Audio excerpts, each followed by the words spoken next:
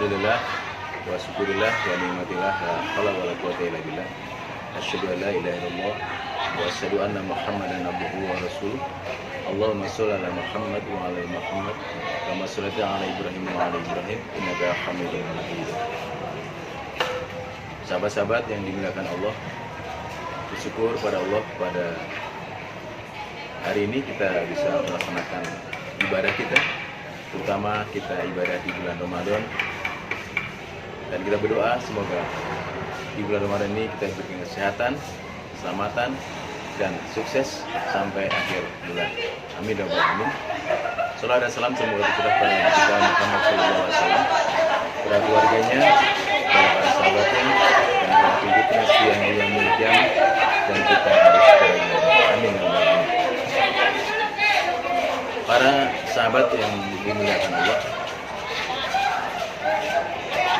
di bulan Ramadan sering juga disebut Syahrul Quran, bulan turunnya Al-Quran, yaitu yang sering diperingatkan pada setiap tanggal 17 Ramadan. Setiap tahun kita peringati, setiap saat kita peringati, dan setiap tahun semua umat Islam di seluruh dunia memperingati. Namun pertanyaannya adalah, bagaimana hari ini kita melaksanakan apa kita meresapi itu sebagai momentum yang harus kita tingkatkan, harus kita maksimalkan ibadah kita, terutama terhadap Al-Quran itu sendiri. Allah berfirman dalam surat Al-Baqarah ayat 185, A'udzubillahi minasyaitonir rajim. Syahrul Ramadan alladzi unzila fihil Qur'an hudan linnas wa bayyinatin minal huda wal furqan al-ayat.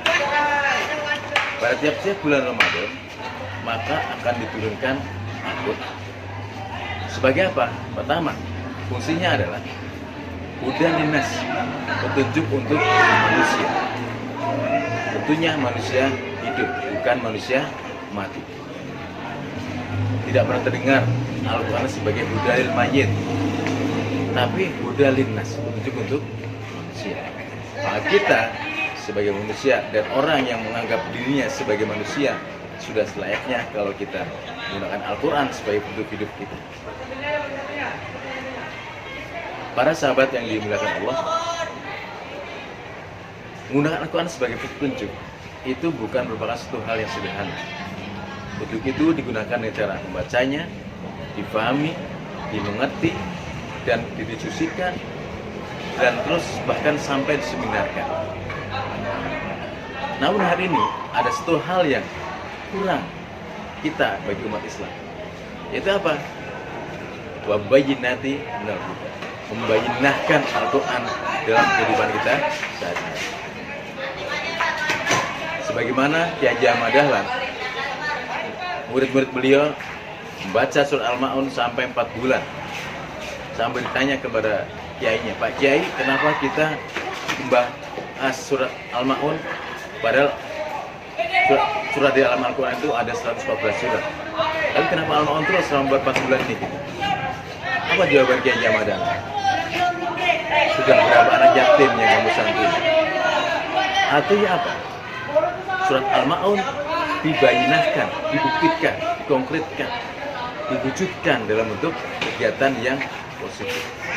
Jadi ayat itu tidak hanya cuma dibaca. Karena menurut Kiai Haji Ahmad Dahlan, Al-Quran adalah ayat aplikatif, ayat yang merupakan aplikasi, bukan merupakan ayat yang teoritis. Nah hari ini Quran kita adalah itu. Kita masih sering seminar Al-Quran, seminar tentang ini, tentang itu, bahkan dilombakan MTQ, STQ, dan banyak sekali. Namun ranah itu baru ranah huda, ranah huda linnas, baru ranah huda teoritis, belum masuk pada ranah bayyinah, belum mencapai ranah membuktikan, mengkonkretkan, mewujudkannya. Apalagi kita akan mencapai furqan, hasilnya atau bedanya. Ibarat sayur asam, resepnya. Kalau kita baru hudan saja, resep sayur asam itu baru kita baca resepnya. Resep sayur asam begini, didiskusikan, yang begini lebih enak, yang begini lebih enak, tambahan terasi lebih enak. kurangi gulanya lebih enak dan sebagainya. Banyak sekali diskusikan, banyak ribut dan sebagainya. Tapi tidak pernah dipraktekkan bagaimana cara membuat sayur asem itu. Maka resep sayur asem itu tidak akan mungkin wujud konkret ada jadi sayur asem apa terjadi furqannya itu sendiri. Maka tidak akan pernah bisa kita sebagai umat Islam mewujudkan Islam sebagai ya'lu wa la yu'la alaihi, tinggi di atasnya. Tidak akan pernah bisa. Artinya kita hanya tinggal memperingati. Tiap tahun kita peringati. Tapi kita masih pada ranah hudan, baru ranah teori, belum sampai ranah bayinah pada praktekkan, maka kita tidak akan mencapai namanya Furqan. Beda. Furqan adalah sesuatu yang tidak kita buat. Furqan ada karena ada bayinah, karena ada hudan dan bayinah.